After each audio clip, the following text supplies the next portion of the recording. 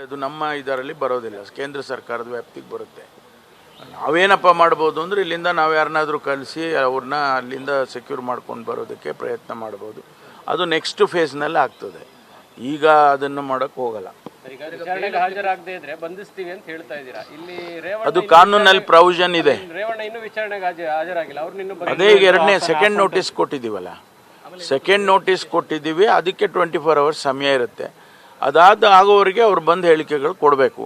ಕೊಡಲಿಲ್ಲ ಅಂತಂದರೆ next course of action ಏನು ಮಾಡಬೇಕು, ಅರೆಸ್ಟ್ ಮಾಡಬೇಕಾ ಅಥವಾ ಬೇರೆ ಏನೇನು ಮಾಡಬೇಕು ಅದನ್ನು ಅವರು SITನವರು ಮಾಡ್ತಾರೆ. ಕಾನೂನಾತ್ಮಕ ಒಂದಾದರೆ ರಾಜಕೀಯವಾಗಿ ಕಾಂಗ್ರೆಸ್ ನಾಯಕರು ಇದೆಲ್ಲ ಮಾಡಿಸ್ತಿದ್ದಾರೆ ಅನ್ನೋದು ಕುಮಾರಸ್ವಾಮಿ ಅವರ ನೇರ ಆರೋಪ. ನೋಡಿ, ರಾಜಕೀಯವಾಗಿ ನಮ್ಮ ಮುಖಂಡರು ಮಾನ್ಯ ಶಿವಕುಮಾರ್ ಅವರು ನಮ್ಮ ಅಧ್ಯಕ್ಷರಿದ್ದಾರೆ, ಅವರು ಪೊಲಿಟಿಕಲಿ ಅವರು ಉತ್ತರ ಕೊಡ್ತಾರೆ. ನಾನು ರಾಜಕೀಯವಾಗಿ ಯಾವುದೇ ಹೇಳಿಕೆಯನ್ನು ಕೊಡೋಕ್ಕೆ ಹೋಗೋದಿಲ್ಲ. ಯಾಕೆಂದರೆ ನನಗೆ ಒಂದಿಷ್ಟು ಜವಾಬ್ದಾರಿ ಇದೆ. ಒಬ್ಬ ಗೃಹ ಸಚಿವನಾಗಿ ನಾನು ಕೊಡ್ತಕ್ಕಂಥ ಹೇಳಿಕೆಗಳು ಸ್ವಲ್ಪ ಸಮರ್ಪಕವಾಗಿರಬೇಕು. ಅದಕ್ಕೋಸ್ಕರ ನಾನು ಈ ರಾಜಕೀಯ ಪ್ರಶ್ನೆಗಳಿಗೆ ಹೆಚ್ಚಿಗೆ ಉತ್ತರ ಕೊಡೋಕ್ಕೆ ಹೋಗೋದಿಲ್ಲ. ಅವರು ಯಾವ ಆಧಾರದ ಮೇಲೆ ಅವರು ಆ ರೀತಿ ಹೇಳ್ತಾ ಇದ್ದಾರೆ ಕುಮಾರಸ್ವಾಮಿ ಅವರು ನನಗೆ ಗೊತ್ತಿಲ್ಲ. ಈಗ ನಾವು SITಯಲ್ಲಿ ಈ ಪೆನ್ ಡ್ರೈವ್ ಹೇಗೆ ಹೊರಗೆ ಬಂತು, ಯಾರು ಅದನ್ನು ಹೊರಗಡೆ ತಂದು ಮಾಡಿದರು, ಯಾವಾಗಿಂದ ಹೊರಗಡೆ ಬಂದಿದೆ, ಇವೆಲ್ಲ ಅವರು ನೋಡ್ತಾರೆ. SITನವರು ಅವೆಲ್ಲ ನೋಡ್ತಾರೆ. ಅದಕ್ಕೆ ಬೇಕಾದಂಥ ಕ್ರಮನೂ ತಗೊಳ್ತಾರೆ. ಗೊತ್ತಿಲ್ಲ, ಅದೆಲ್ಲ ನನಗೆ ಗೊತ್ತಿಲ್ಲ. ಯಾರು ಹೋಗಿದಾರೋ ಹೋಗಿಲ್ವೋ ಅಥವಾ ಯಾರು ಕಳಿಸಿದ್ದಾರೆ ಅದೆಲ್ಲ ನಮಗೇನು ಗೊತ್ತಿದೆ, ನಮ್ಗೆ ಗೊತ್ತಿಲ್ಲ. ವಿಡಿಯೋ ಲೀಕ್ ಮಾಡಿದವರು ಕೂಡ ಆರೋಪಿಗಳಾಗ್ತಾರಲ್ವ ಸರ್? ಇಲ್ಲ, ಅದು ನೋಡಬೇಕು, ಅದು ಎಕ್ಸಾಮಿನ್ ಮಾಡ್ತಾರೆ. ಕಾನೂನಲ್ಲಿ ಆ ರೀತಿ ಇತ್ತು ಅಂದರೆ ಅವ್ರ ಮೇಲೂ ಕೂಡ ಅವರನ್ನು ಈ ಕೇಸ್ನಲ್ಲಿ ಸೇರಿಸ್ಕೊಳ್ತಾರೆ. ಸರ್, ಕುಮಾರಸ್ವಾಮಿ ಅವರು ಇದನ್ನು ಪದೇ ಪದೇ ರಾಜಕೀಯವಾಗಿ ಅಷ್ಟೇ ಬಳಸ್ಕೊಳ್ತಿದ್ದಾರೆ. ರಾಜಕೀಯದಲ್ಲಿ ಅನೇಕ ಪ್ರಶ್ನೆಗಳು ಉದ್ಭವ ಆಗ್ತವೆ. ಒಂದು ಕೊಲೆ ಆದರೆ ಅದನ್ನು ಯಾವ ರೀತಿ ಟ್ವಿಸ್ಟ್ ಮಾಡಿ ಟರ್ನ್ ಮಾಡಿ ರಾಜಕೀಯಕ್ಕೆ ಬಳಸ್ಕೊಳ್ತಕ್ಕಂಥದ್ದು ಯಾರು ಮಾಡಿದ್ದಾರೆ? ಇಂಥ ಘಟನೆಗಳನ್ನು ರಾಜಕೀಯ ಸ್ಟೇಟ್ಮೆಂಟ್ಗಳು ಕೊಟ್ಕೊಂಡು ಅವ್ರು ಮಾಡಿದ್ದಾರೆ ಇವ್ರು ಮಾಡಿದ್ದಾರೆ ಅಂತಕ್ಕಂಥದ್ದನ್ನು ಯಾರು ಮಾಡಿದ್ದಾರೆ? ಅದಕ್ಕಾಗಿ ನಾನು ಹೇಳೋದು, ನಾನು ರಾಜಕೀಯ ಪ್ರಶ್ನೆಗಳಿಗೆ ಉತ್ತರ ಕೊಡೋದಿಲ್ಲ. ಯಾಕೆಂದರೆ ನಮ್ಮ ಅಧ್ಯಕ್ಷರಿದ್ದಾರೆ, ಮುಖ್ಯಮಂತ್ರಿಗಳಿದ್ದಾರೆ, ಅವರೆಲ್ಲ ಕೊಡ್ತಾರೆ. ಇಲ್ಲ, ನಾವು ಅವರಿಗೆ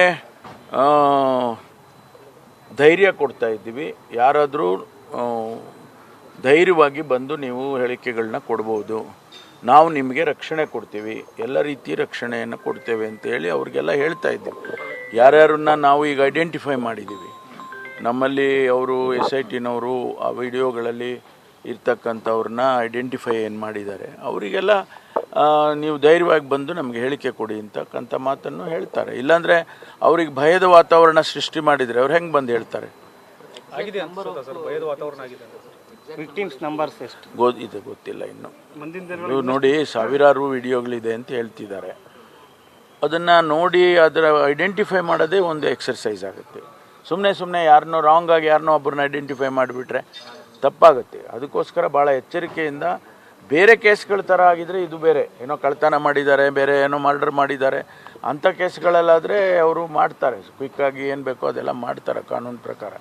ಆದರೆ ಇದು ಭಾಳ ಸೆನ್ಸಿಟಿವ್ ಇದೆ.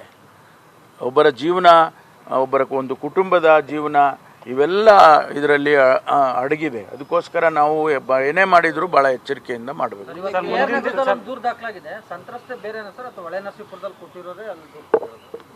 ಅದು ಇಲ್ಲ, ಅದು ಗೊತ್ತಿಲ್ಲ ನನಗೆ. ಸರ್, ಮುಂದಿನ ದಿನಗಳು ಪ್ರೆಸ್ ಮೀಟ್ ಮಾಡಿ ಹೇಳ್ತಾ ಇದ್ದಾರೆ, ಹಾಕಿರೋ ಸೆಕ್ಷನ್ಸ್ಗಳು ಸರಿ ಇಲ್ಲ, ಸ್ಟೇಷನ್ ಬೇಲ್ ಸಿಗುವಂತ ಹಾಕಿದ್ದಾರೆ, ಪೊಲೀಸರು ಕಾರ್ಯವೈಖರಿ ಸರಿ ಇಲ್ಲ. ಅದು ಟೆಕ್ನಿಕಲ್ ಮ್ಯಾಟ್ರಸಲ್ಲಿ ನಾನಾಗಲಿ ನೀವಾಗಲಿ ಎಕ್ಸ್ಪರ್ಟ್ಸ್ ಆಗಲ್ಲ. ಕಂಪ್ಲೇಂಟ್ ಏನು ಬಂದಿರುತ್ತೆ ಆ ಕಂಪ್ಲೇಂಟಿನ ಆಧಾರದ ಮೇಲೆ ಸೆಕ್ಷನ್ಗಳಾಗ್ತಾರೆ. ಹಂಗಾಗಿ ಯಾವುದೋ ಸೆಕ್ಷನ್ ಸುಮ್ಮನೆ ಹಾಕ್ಬಿಟ್ರೆ ಆಗೋದಿಲ್ಲ. ಈಗ ಅವರು ಹಾಕಿರ್ತಕ್ಕಂಥ ಸೆಕ್ಷನ್ಸ್ಗಳು ಆ ಕಂಪ್ಲೇಂಟಿನ ಆಧಾರದ ಮೇಲೆ ಹಾಕಿರ್ತಾರೆ. ಈಗ ನಿನ್ನೆ ಬಂದಿರತಕ್ಕಂಥ ಮಹಿಳೆ ಕೊಟ್ಟಿರೋ ಸ್ಟೇಟ್ಮೆಂಟ್ಗಳು ಅಗೇನ್ ಅವುಗಳು ಬೇರೆ ಸೆಕ್ಷನ್ಸನ್ನು ಅಟ್ರ್ಯಾಕ್ಟ್ ಮಾಡುತ್ತವೆ. ಹಾಗಾಗಿ ನಾವು ಇಂಥದ್ದೇ ಸೆಕ್ಷನ್ ಹಾಕಬೇಕು, ಇದನ್ನೇ ಯಾಕೆ ಹಾಕಿಲ್ಲ, ಅದನ್ನೇ ಯಾಕೆ ಹಾಕಿಲ್ಲ ಅಂತ ನಾವು ಕೇಳೋದಕ್ಕೆ ಆಗೋದಿಲ್ಲ.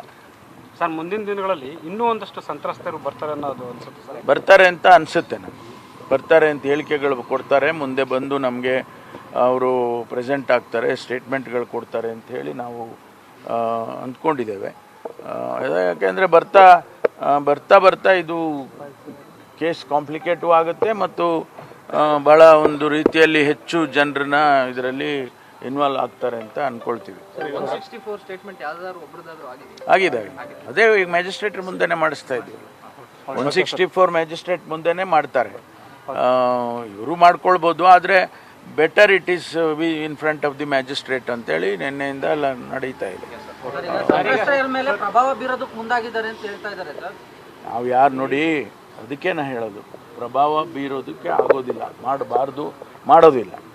ಅವರ ವಾಲಂಟಿಯರ್ ಆಗಿ ಬಂದು ಹೇಳೋದಕ್ಕೆ ನಾವು ಅವರಿಗೆ ಅವಕಾಶ ಮಾಡಿಕೊಡ್ತೀವಿ. ಧೈರ್ಯವಾಗಿರೋದಕ್ಕೆ ಅವರಿಗೆ ಎಲ್ಲ ರೀತಿ ಸೆಕ್ಯೂರಿಟಿ ಕೊಡ್ತೀವಿ. ರಾಹುಲ್ ಗಾಂಧಿ ಅವರು ರಾಯಬರೇಲಿಯಲ್ಲಿ ಕೂಡ ಸ್ಪರ್ಧೆ ಮಾಡ್ತಾರೆ ಸರ್. ವಯನಾಡು ಒಂದು ಸಾಕಾಗಿ ಅಂದ್ರೆ ಸೋಲ್ತಾರೆ ಅಂತನಾ ಏನು ಸರ್? 2 ಕಡೆ ಸ್ಪರ್ಧೆ ಏನಿಲ್ಲಪ್ಪ, ಈಗ ಸಿದ್ದರಾಮಯ್ಯನವರು 2 ಕಡೆ ಮಾಡಿರಲಿಲ್ವಾ? ಈಗ ನನಗೆ ಅವಕಾಶ ಕೊಟ್ಟಿದ್ರೆ ನಾನು 2 ಕಡೆ ಮಾಡ್ತಿದ್ದೆ. ಅದೆಲ್ಲ ಏನು ಆ ಥರದ್ದೇನಿಲ್ಲ. ಜನಗಳ ಪಾಪ್ಯುಲಾರಿಟಿ ಅದು. It is his popularity.